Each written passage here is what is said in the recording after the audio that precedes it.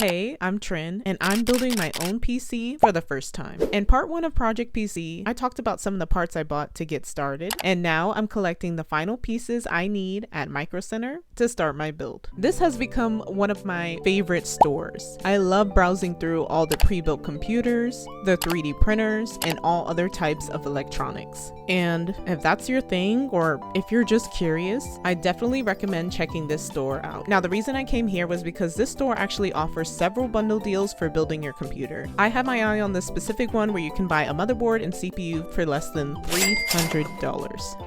These are the final parts I bought. Starting with the graphics card, I picked up the Gigabyte GeForce RTX 5050 with 8GB of VRAM. Next is the motherboard. This is the Asus B650E Max Gaming Wi-Fi motherboard. Last but certainly not least, for the CPU, I went with the AMD Ryzen 5 7600X. I also picked up a couple of extra tools, like some cable ties, thermal paste, and this magnetic parts tray. That concludes all the parts I needed, and now it's time for the build.